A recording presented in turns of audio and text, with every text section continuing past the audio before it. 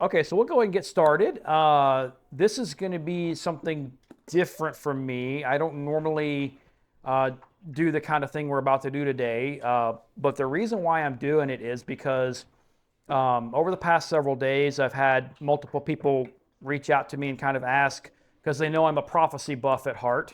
My wife will tell you there was a time 10 years ago where I would spend hours and hours and hours and hours, and I could keep going with the hours digging through this material, staying up all night after Sabbath with my nose in the book, and just getting really, really deep into this.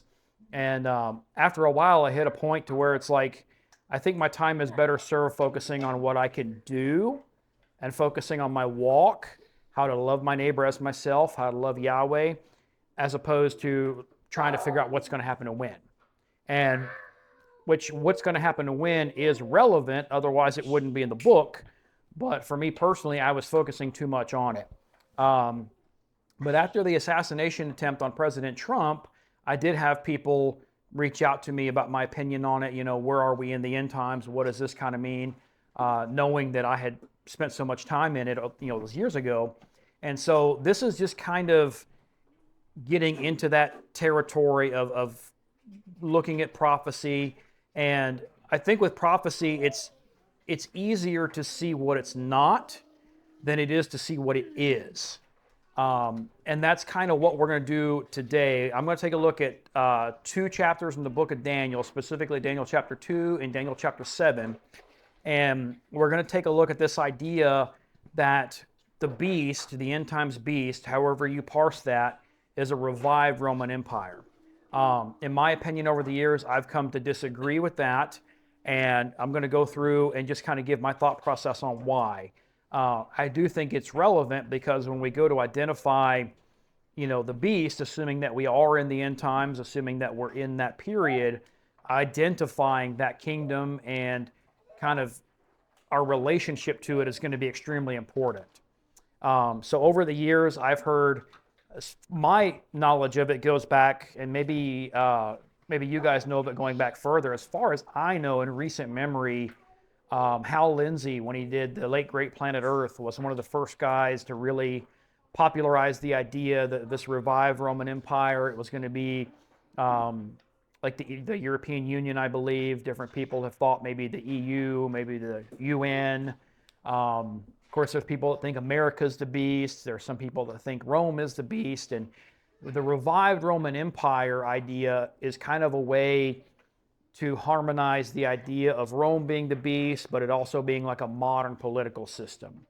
And as we go through and we read these texts, we'll see where this idea that the beast is Rome came from, but we're going to take a look and see why, in my opinion, we can't look at that too literally. And I think this will make sense as we go through. So we're going to start off in Daniel 2, like I said earlier. This is the statue. And I'm just going to read the whole chapter. And then as we go through this, we'll pause intermittently, and we're just going to ask some kind of logical questions. And we're going to kind of see, you know, where this is pointing. So Daniel chapter 2. And the second year of the reign of Nebuchadnezzar, Nebuchadnezzar had dreams, and his spirit was troubled, and his sleep left him.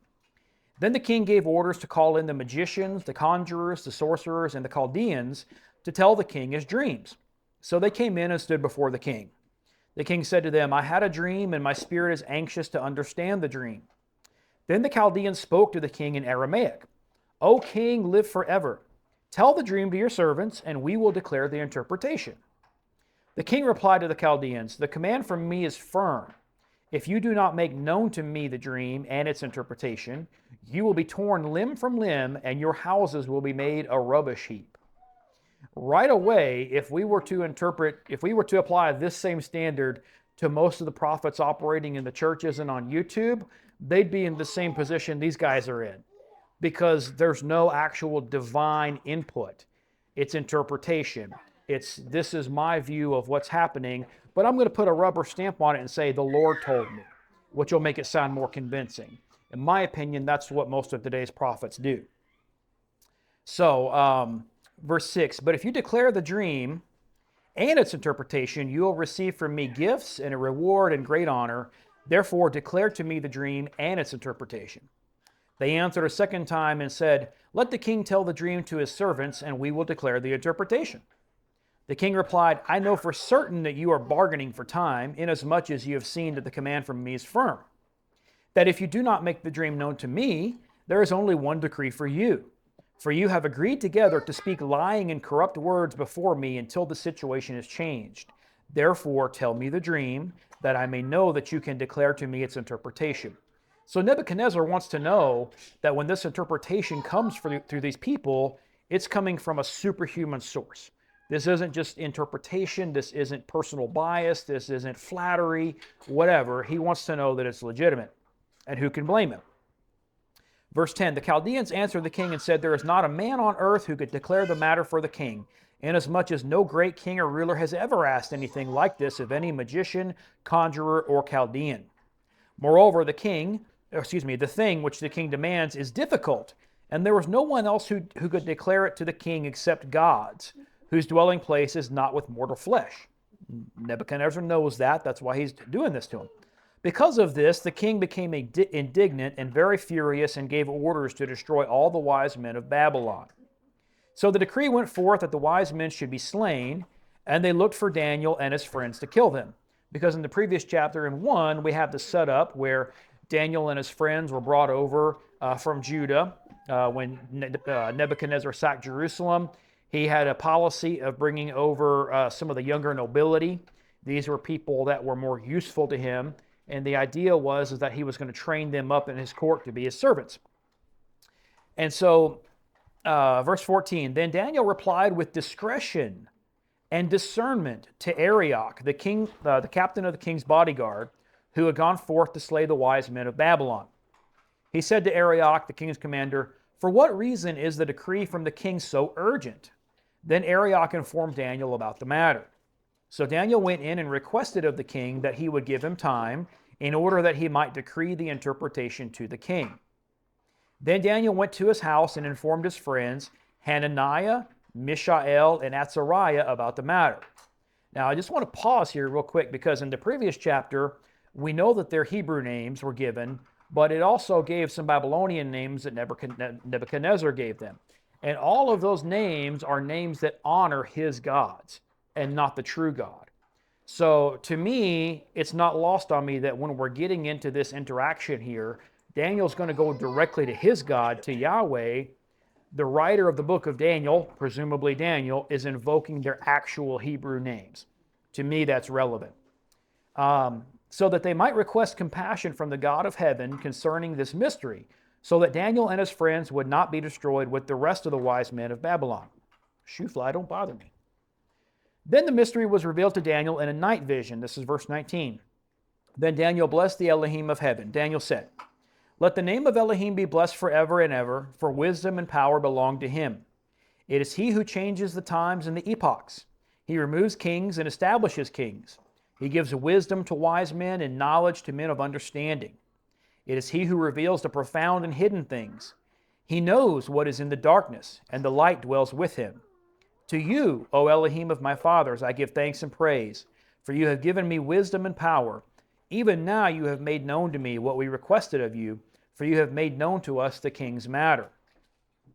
So right away here, Daniel knows that he's getting a legitimate interpretation and he knows the source. And he's doing something that I wish I did more in my prayer life, and he's stopping where he's at and he's acknowledging.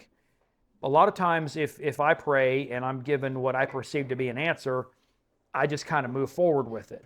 And this is always, when I get into the book of Daniel, it always kind of gives me pause to kind of stop and be like, what would Daniel do? When we get into Daniel chapter 9, there's this long prayer that Daniel does where he confesses like his own personal sins, but he's also confessing the sins of the people, and he's asking for forgiveness on behalf of the people. And I don't do that anywhere near as much as I should. So Daniel's always a good reminder for me. So verse 24, therefore Daniel went into Arioch, whom the king had appointed to destroy the wise men of Babylon. He went and spoke to him as follows: "Do not destroy the wise men of Babylon. Take me into the king's presence, and I will declare the interpretation to the king." Then Arioch hurriedly brought Daniel into the king's presence and spoke to him as follows: I have found a man among the exiles from Judah who can make the interpretation known to the king. The king said to Daniel, whose name was Belteshazzar, are you able to make known to me the dream which I have seen and its interpretation? Daniel answered before the king and said, as for the mystery about which the king has inquired, neither wise men, conjurers, magicians, nor diviners are able to declare it to the king. However, there is a God in heaven who reveals mysteries, and he has made known to King Nebuchadnezzar what will take place in the latter days. Okay, so there's our first time qualifier there. This was your dream and the visions in your mind while on your bed. As for you, O king, while on your bed, your thoughts turned to what would take place in the future. And he who reveals mysteries has made known to you what will take place. But as for me, this mystery has not been revealed to me for any wisdom residing in me, more than in any other living man, but for the purpose of making the interpretation known to the king, that you may understand the thoughts of your mind. So here we get into the actual dream after Daniel's made it clear that this is something in the latter days.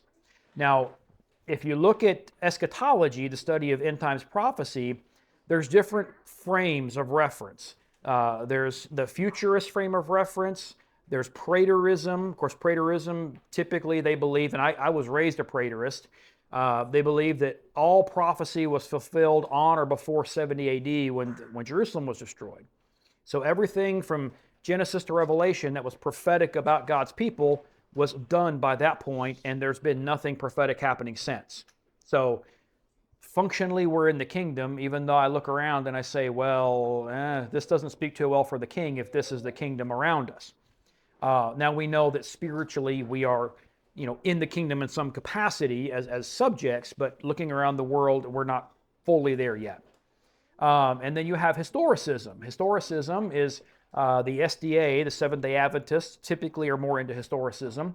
This is where the prophecy is made, and it can have a fulfillment in the short term start, but the fulfillment can take centuries or even thousands of years.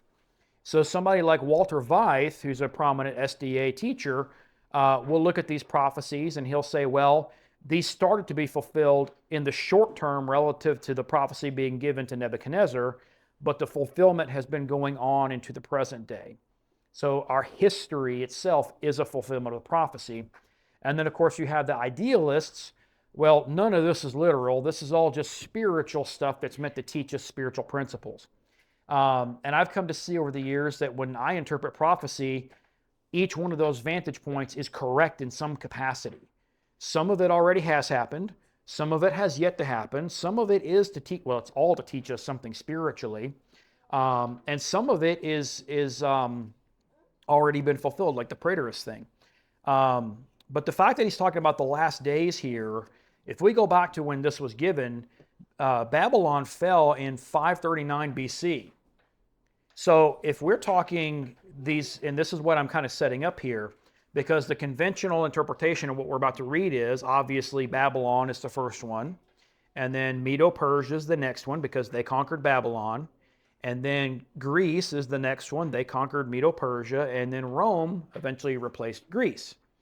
And so the idea is that Rome is the penultimate beast here that we're going to get into, this last thing.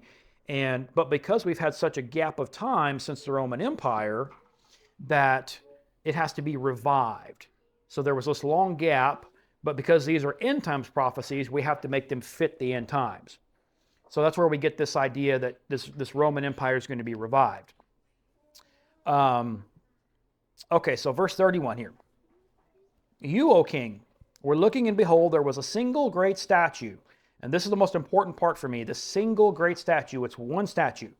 That statue, which was large and of extraordinary splendor, was standing in front of you, and its appearance was awesome. The head of that statue was made of fine gold, its breast and its arms of silver, its belly and its thighs of bronze, its legs of iron, its feet partly of iron and partly of clay. You continued looking until a stone was cut out without hands, and it struck the statue on its feet and on its feet of iron and clay and crushed them. Then the iron, the clay, the bronze, the silver, and the gold were crushed all at the same time and became like chaff from the summer threshing floors. And the wind carried them away so that not a trace of them was found. But that stone that struck the statue became a great mountain and filled the whole earth. So I read it with some emphasis, but hopefully everybody picked up on that. It's one statue. The whole statue is destroyed at the same time. And this is an end days, latter days prophecy.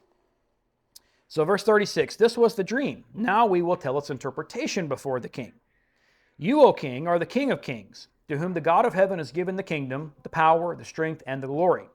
And wherever the sons of men dwell, or the beasts of the field, or the birds of the sky, he has given them into your hand and has caused you to rule over them all. You are the head of gold. Okay, this makes sense. He's talking to Nebuchadnezzar, the king of Babylon. He's saying that Nebuchadnezzar is the head of gold. So logically, we can say this first kingdom that's represented is Babylon. Okay. Now, my Zondervan New American Standard says it's got everything broken down into little headings. And for this next verse, it says Medo-Persia and Greece. Okay. After you, Nebuchadnezzar, there will arise another kingdom inferior to you, then another third kingdom of bronze, which will rule over all the earth. So the interpretation is that Nebuchadnezzar, Babylon, was the head of gold. The chest and the arms are going to be Medo-Persia. And one of the reasons people think that makes sense is because it's two arms. So the Medes and the Persians, symbolically you have a duality there. And then the third kingdom would be Greece, is the interpretation. And then verse 40, then there will be a fourth kingdom as strong as iron, inasmuch as iron crushes and shatters all things. So, like iron that breaks in pieces, it will crush and break all these in pieces. In that you saw the feet and toes, partly of potter's clay and partly of iron. It will be a divided kingdom, but it will have in it the toughness of iron, inasmuch as you saw the iron mixed with common clay. As the toes of the feet were partly of iron and partly of pottery, so some of the kingdom will be strong and part of it will be brittle. And in that you saw the iron mixed with common clay, they will combine with one another in the seed of men. But they will not adhere to one another, even as iron does not combine with pottery. So the conventional interpretation of this is that this is the Roman Empire. And when we get into this, if you know your history of the fall of Rome, there were 10 tribes basically throughout the land. The barbarians that basically towards the end of the Roman age took advantage of Rome's weakness. Rome had just gotten so bloated and massive and heavy that it just couldn't support itself anymore. So this is where you have like the Goths, the Visigoths, these different tribes. I forget the names of all 10 of them, Ostrogoths or whatever. And the idea is that the 10 toes are talking about these 10 affiliated tribes. And because they were culturally and ethnically different from the Romans, even though they were part of the empire, they were never really integrated with the empire. So that made it easier for them to kind of push the empire out when it was weak towards the end of its time. In my interpretation, when I look at this, first thing is, we had the setup earlier, this is for the latter days. So if we start counting the clock during Nebuchadnezzar, unless that's the latter days, then we're not in the right time frame. The second thing is, and I've read over this and never thought about it until recently, and this is just a question I don't have an answer for, maybe you guys do. If we're going to say that the 10 toes represent these 10 tribes in Rome, we just glossed right over the fact that the second part of the statue has hands, and hands have fingers. And we have 10 fingers, most of us, between our two hands. That was glossed over. So there's a reason for that. Now, as far as I know, historically, Greece didn't have the same problem that Rome did with these 10 tribal kingdoms within their midst. So maybe it was glossed over because it was irrelevant. Either way, just something to think about. Verse 44, in the days of those kings, so he's mentioned 4 kingdoms here, and he's saying, in the days of those kings, the Elohim of heaven will set up a kingdom which will never be destroyed. And that kingdom will not be left for another people. It will crush and put an end to all these kingdoms, but it will itself endure forever. Inasmuch as you saw that a stone was cut out of the mountain without hands, and that it crushed the iron, the bronze, the clay, the silver, and the gold, the great God, or Elohim, has made known to the king what will take place in the future. So the dream is true, and its interpretation is trustworthy. Now, when we look at the preteristic interpretation of this, it's the most logical. Because if you're interpreting it from a preterist perspective, that this has already been fulfilled coming up to the destruction of Jerusalem in 70, well, that was 70 was kind of at the height of the Roman Empire. They were still a couple hundred years at least from falling, depending on how you define the Roman Empire. Are we talking about pre-Christian Roman Empire? Are we talking about the Holy Roman Empire, Constantine and beyond? Some people, when they look at this, they'll even extend it far into like Charlemagne, getting into like the Holy Roman Empire at that time.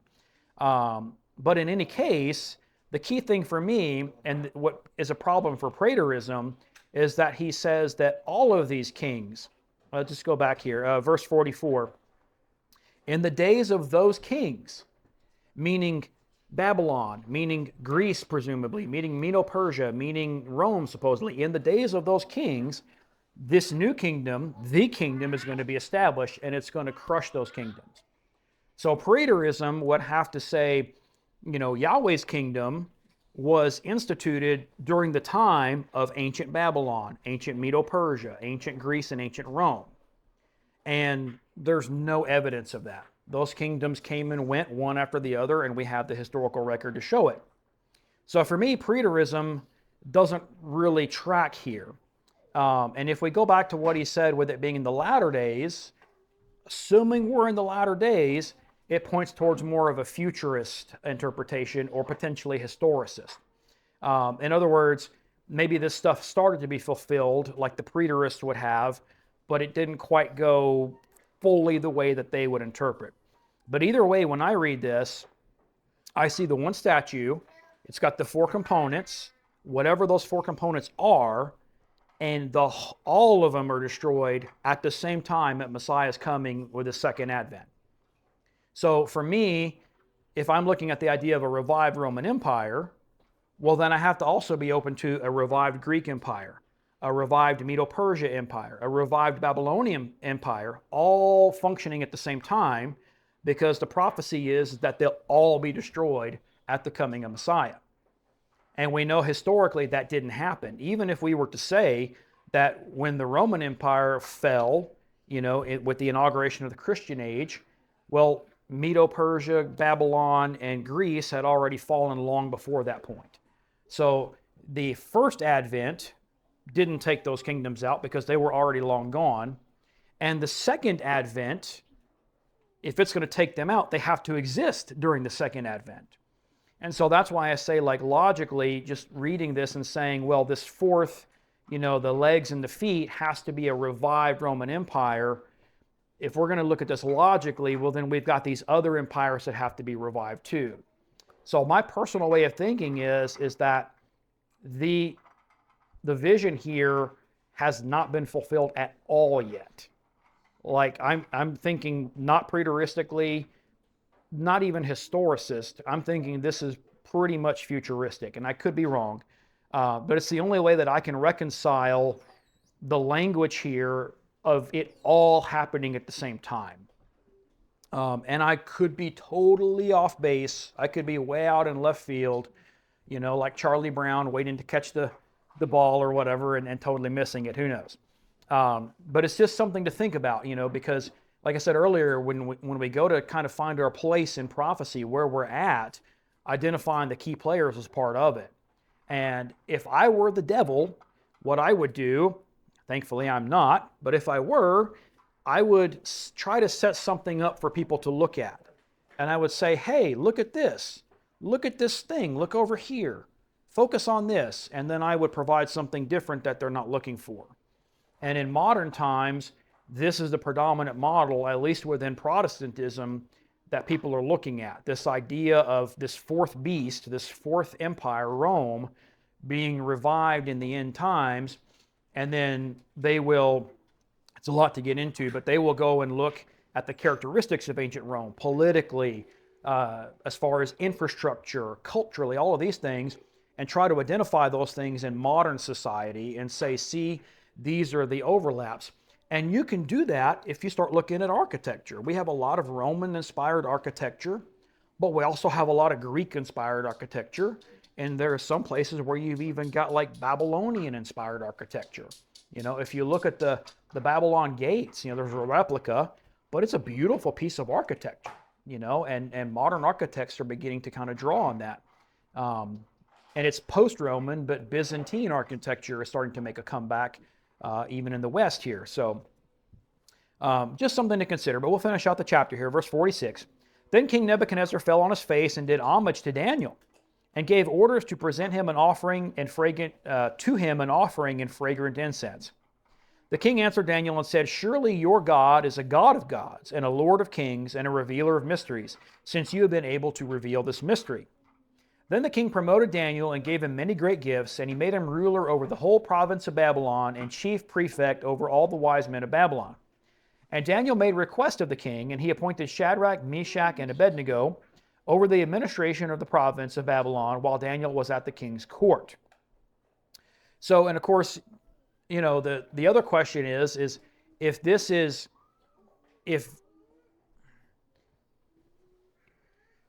however Nebuchadnezzar understood this, Daniel just came in and said, "You're the head of gold, but you're going to be replaced by another kingdom." If I'm Nebuchadnezzar, I'm not too happy with somebody coming into me and telling me that I just dreamt of my own replacement by another kingdom, especially one that's a rival. Because at the time of Nebuchadnezzar, the Medo-Persian Empire was a thing. They hadn't risen to the power that they would later have under King Cyrus, but they were a thing. They were a political threat. So if something in Nebuchadnezzar's mind triggered him to think that Daniel was talking to him specifically, saying, your kingdom is going to fall, that's a big red flag. But Nebuchadnezzar behaves exactly the opposite way you would expect of someone who just got that news. So that tells me that however Nebuchadnezzar interpreted what Daniel was telling him, he was thinking, okay, this is not short term. This is latter days like Daniel specified. So before we go any further, does that make sense? I know that not a lot of people have framed it that way before, which could mean I'm crazy. But I just kind of want to put this out there as just something to kind of think about as we try to parse through all that. Looking around. Okay, we'll continue. So we'll go to Daniel chapter 7 next. And Daniel 7 is considered to be a parallel prophecy, basically saying the same thing in two different ways. And it's easy to come to that conclusion because we have this same set of four. In Daniel chapter 2, we had the statue. It had the head, it had the chest and the arms, it had the belly, and then it had the legs. It had four components. And these four components were supposed to represent four kingdoms. So we see the same kind of setup here. We've got four components, four beasts, and they represent something. So it's really easy to take these four and sync them up and say they're the same thing. So let's take a look at that. Daniel 7. In the first year of Belshazzar, king of Babylon, so this is not Nebuchadnezzar. This is one of his descendants. It's generally understood by scholars that this would have been Nebuchadnezzar's grandson, even though later on we do see a reference to Nebuchadnezzar being his father. Culturally, you could call somebody your father if they were your father, your grandfather, your great-grandfather, or whatever it was, somewhere up the line as far as an ancestor goes. And the first year of Belshazzar, king of Babylon, Daniel saw a dream and visions in his mind as he lay on his bed. Then he wrote the dream down and related the following summary of it. Daniel said, "I was looking in my vision by night, and behold, the four winds of heaven were stirring up the great sea. And four great beasts were coming up from the sea, different from one another."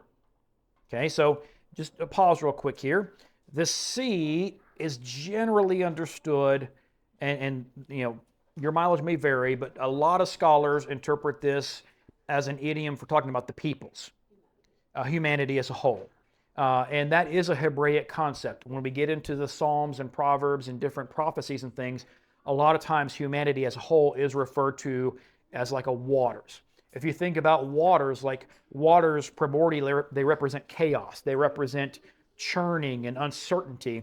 And when you get a large group of people, that's exactly what we experience. So it makes sense. So verse 4, the first was like a lion and had the wings of an eagle. I kept looking until its wings were plucked, and it was lifted up from the ground and made to stand on 2 feet like a man. A human mind also was given to it.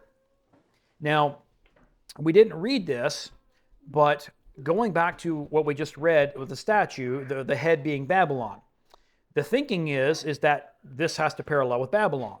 And we know that in their heraldry, Babylon used a lion, and they used different variations on the eagle.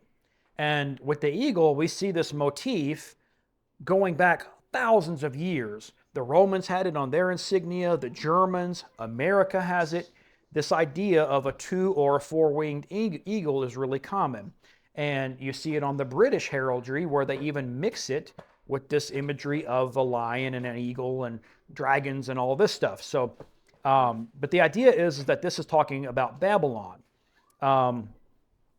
So verse 5, and behold another beast, a second one, resembling a bear, and it was raised up on one side, and 3 ribs were in its mouth between its teeth. And thus they said to it, Arise, devour much meat. Now going back to the previous prophecy, people would sync this up with Medo-Persia. And the logic is, A, it's after Babylon, okay? The second thing is, this is raised up on one side. Yes, it was a Medo-Persian empire, but the Persian part of the empire had more power than the Mede part of the empire. So you could say it was raised up on one side.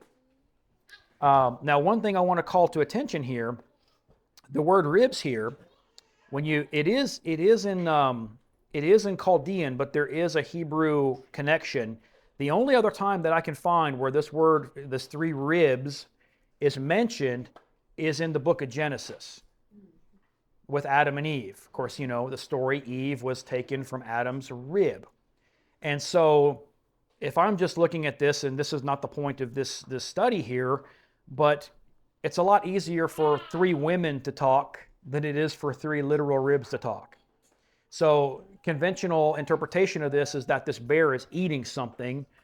He's eating a carcass or something, and the ribs of the carcass are speaking, Arise, devour much flesh.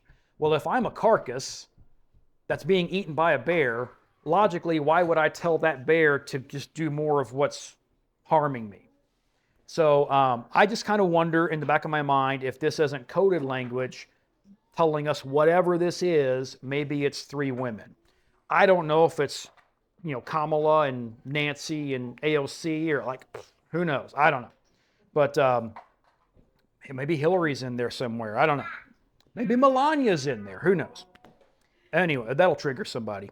Okay, so verse 6. Verse 6.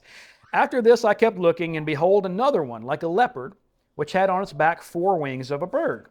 The beast also had 4 heads, and dominion was given to it. Now people track this back to Greece, because when Alexander the Great conquered his great empire, he died. He just, freak accident, fell off a horse or something. And because he didn't really have a contingency plan for secession, the kingdom was fought over by his 4 generals. But when the dust settled, the Greek Empire was split into 4 groups. And we have 4 wings, 4 heads. So the symmetry is there. This is where we get the Ptolemaic Empire down in Egypt, the Seleucid Empire up in the Holy Land, and I forget the other 2. But this is where we get like Antiochus Epiphanes. He comes out of this. So that's the idea there. And then verse 7, After this I kept looking in the night visions, and behold, a 4th beast, dreadful and terrifying and extremely strong, and it had large iron teeth. It devoured and crushed and trampled down the remainder with its feet, and it was different from all the beasts that were before it, and it had 10 horns. So we connect this back to the legs and the feet with the 10 toes back on that statue, because we've got the number 10 here, these 10 horns. The iron is referenced again. And so logically, folks make the connection between this beast and the legs and the feet on the statue. Verse 8, While I was contemplating the horns, behold, another horn, a little one, came up among them. And 3 of the first horns were pulled out by the roots before it. And behold, this horn possessed eyes like the eyes of a man, and a mouth uttering great boasts. And of course, if we interpret all this as being like ancient Rome, and then we bring that into a revived Roman Empire in modern times, it's easy to see that when you had these Roman emperors like Augustus and things like that, they were very boastful. They were very, they kind of fit the description in some ways as far as character goes of this little horn. Some people will take that a step further and connect it with the papacy. And we'll get in, as we go through this, we'll see language about times and seasons being changed, times and laws being changed. And of course, we know that the papacy did that in their own way. So verse 9, I kept looking until thrones were set up and the Ancient of Days took his seat. We should have done that song today. His vesture was like white snow and the hair of his head like pure wool. Flies are buzzing me. His throne was his throne was ablaze with flames, and his wheels were a burning fire. A river of fire was flowing and came out from before him. Thousands upon thousands were attending him, and myriads upon myriads were standing before him. The court sat, and the books were open. Imagine being there for that sight. Verse 11, then I kept looking because of the sound of the boastful words which the horn was speaking. I kept looking until the beast was slain, okay, presumably this fourth beast, and its body was destroyed and given to the burning fire. Okay, so this fourth beast at this point is destroyed and given to the fire while Daniel is presumably watching this scene with the Ancient of Days. Now here's a time marker, verse 12. As for the rest of the beasts, presumably the lion, the bear, and the leopard, their dominion was taken away, but an extension of life was granted to them for an appointed period of time. So going back to the statue, one statue with all four components was destroyed at the coming of Messiah. This fourth beast is going to be destroyed, presumably at his coming, but these three beasts that preceded him are not destroyed at his coming. They're allowed to continue with some degree of dominion for however long. So logically, if I sync these two up, I'm starting to see a problem because they don't overlap perfectly. You can't have all four destroyed at his coming and simultaneously have only one destroyed at his coming. So my speculation is that Daniel worded this in such a way that if we just read it as, I hate to use the word lazy, but I will, because I've done this for years. If we read this lazy, we go for the low-hanging fruit. We make these easy connections. We sync things up because it's easy to do. But he's made distinctions between these that are just noticeable enough to where maybe we're not supposed to connect these. Maybe when we read about Daniel's statue or Nebuchadnezzar's statue and we read about these four beasts, maybe they're describing two different things. And maybe they do. I don't know. But to me, it's something worth exploring. So before we just jump to conclusions and say these are talking about the exact same thing, just describing it different ways, maybe they really are describing two different things, but the language is similar enough to where at first glance it looks like, oh, okay, here we are talking about the same thing again. So hopefully that makes sense. I know it's kind of abstract. So verse 13, I kept looking in the night visions, and behold, the clouds of heaven, one like a son of man was coming. And in the Hebrew, that would be one like a son of Adam was coming. And he came up to the Ancient of Days and was presented before him. And to him was given dominion, glory, and a kingdom, that all the peoples, nations, and men of every language might serve him. His dominion is an everlasting dominion which will not pass away, and his kingdom is one which will not be destroyed. That's similar language to what we read back in chapter 2. So verse 15, as for me, Daniel, my spirit was distressed within me, and the visions in my mind kept alarming me. I approached one of those who were standing by and began asking him the exact meaning of all this. So he told me and made known to me the interpretation of these things. These great beasts, which are four in number, are four kings who will arise from the earth. Now, will is future. If I just slow down here, Nebuchadnezzar had already arisen. He was already a king. He's already dead. Because remember, Nebuchadnezzar is the head of gold. We're on Nebuchadnezzar's son or grandson at this point. So that's one thing to stop and consider. But the saints of the highest one will receive the kingdom and possess the kingdom forever for all ages to come. So that's a time marker. That tells me that once this event happens, where dominion is given to the Ancient of Days, his kingdom is inaugurated, there aren't any other earthly kingdoms in power. So this is the end. This is the end. Period, full stop. If you're in the YouTube comments section, space, comma. Some of you guys will probably get that if you spend time in YouTube comment sections. Okay, so verse 19. Then I desired to know the exact meaning of the fourth beast. Here we go, which was different from all the others. Exceedingly dreadful, with its teeth of iron and its claws of bronze, which devoured, crushed, and trampled down the remainder with its feet. And the meaning of the 10 horns that were on its head, and the other horn which came up, which before 3 of them fell, namely that horn which had eyes and a mouth uttering great boasts, and which was larger in appearance than its associates. Now, I won't get into this now, but I do think when we talk about this horn coming up and these 3 horns being eradicated, it's worth taking a look at Zechariah 11. We won't do that now, but if you're interested, that's an interesting cross-reference. Zechariah 11. Okay, so verse 21, I kept looking, and that horn was waging war with the saints and overpowering them. Here's another time marker, until the Ancient of Days came, and judgment was passed in favor of the saints of the highest one. And the time arrived when the saints took possession of the kingdom. So this is clearly at the very end of this age. Verse 23, thus he said, the fourth beast will be a fourth kingdom on the earth, which will be different from all the other kingdoms, and will devour the whole earth and tread it down and crush it.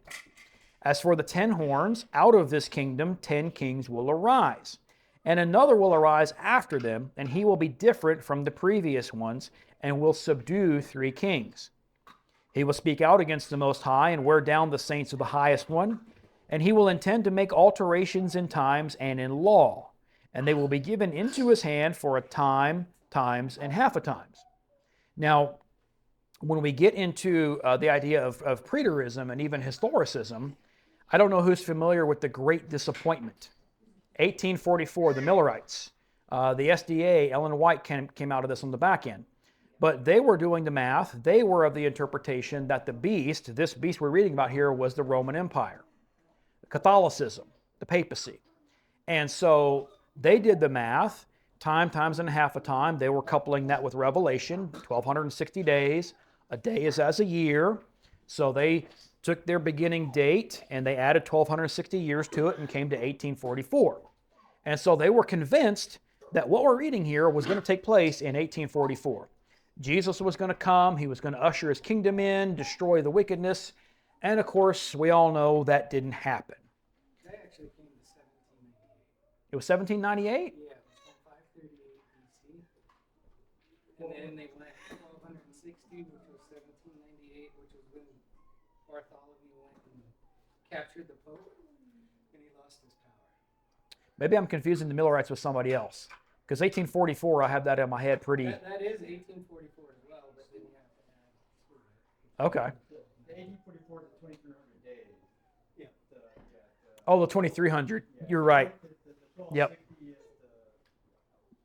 the time and wedding. Yeah, you're right. Yeah, thanks guys for setting me straight. That's, yep. Okay, so, but that's one of the interpretations, and that works if this is Rome of some sort. And when we look at what the Catholic Church did, they did these kinds of things. There was the persecution where they were wearing out the saints, persecuting. There was the changing of times and laws. Times, here is Moedim, as far as I understand, if you were to track it back into Hebrew. So the holy days. And of course the laws, obviously, we know the history of the Catholic Church. You got to the point to where in Spain, if it was winter, and everybody's got their chimneys going to stay warm, and you see a house with no smoke coming out of the chimney, well, Jews live there because, they don't kindle fire on Sabbath. That's their interpretation of the law. And so there were all of these penalties and punishments that could be given to people, Jew or not. We know the Waldensians were persecuted because they kept the Sabbath. They were massacred in brutal fashion up in the Alps. And... but they were all about, they really did change the laws, at least as far as their enforcement. Now, ultimately, we know the law, the Torah, never changed, but the kingdom that they were implementing, presuming to be Yahweh's kingdom, had a completely different set of laws than the laws that he himself put forth for his kingdom. So, logically, I can understand where this tracks. I just don't agree with it as far as the setting in time. So verse 25, where were we here? I just read that. Verse 26. But the court will sit for judgment, and his dominion will be taken away, annihilated, and destroyed forever. So whatever this fourth beast is, once it's done, it's done. So if I'm connecting all this back, if I say Nebuchadnezzar, if I say Medo-Persia, and then I say Greece, and then I say Rome, literally, well, then I can't take this back to that time frame, because that Rome wasn't destroyed forever. It has remnants that are still active today. You can't have a revived Roman Empire if the text says that whatever this is done. And if we're interpreting that as Rome, to me, the language here precludes a revived Roman Empire. Now, I want to make it clear as I go through this that I'm not saying that I know 100% for sure what all this means, because I don't. I'm just trying to kind of narrow down, because it's easier to see what it is if we can narrow down what it's not. And to me, if we're looking for this idea of a revived Roman Empire, if that never comes and we're looking for it, then we're going to miss what actually comes.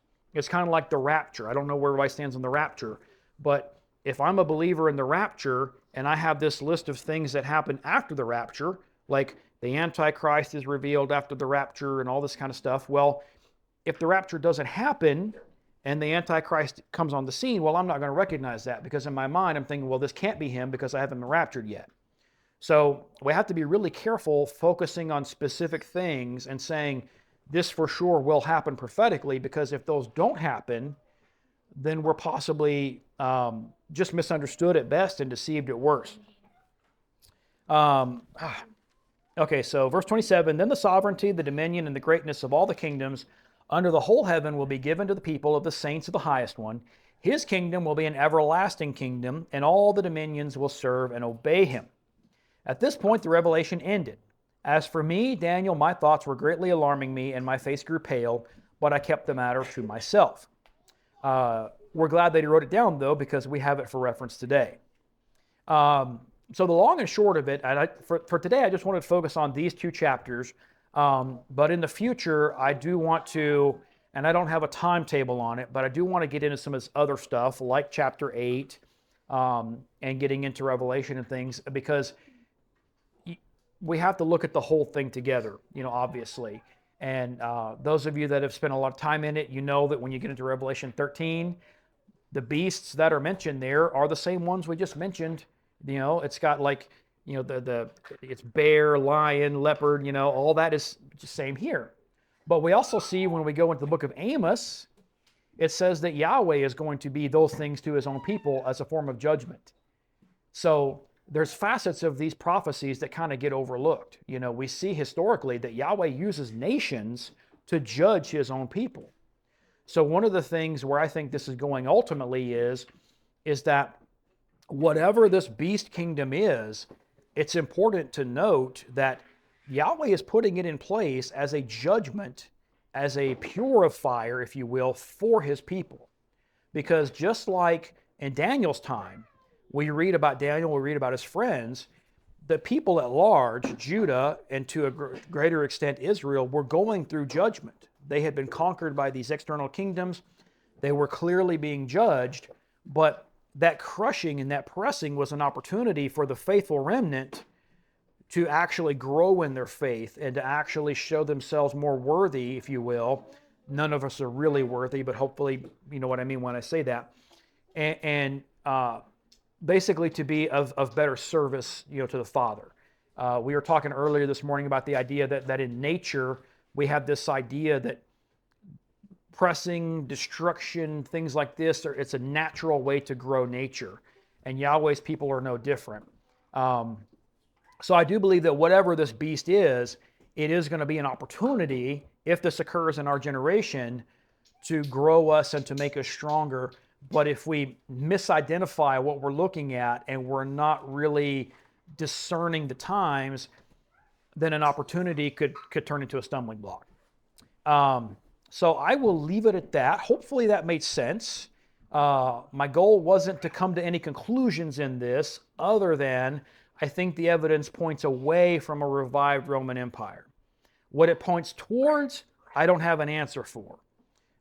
So just right out there. And as we go through this in coming weeks, maybe that answer will develop. But for right now, I don't have any answers, only hopefully better questions. So I'll wrap up that at this point and open the floor for questions, comments, and strong opinions.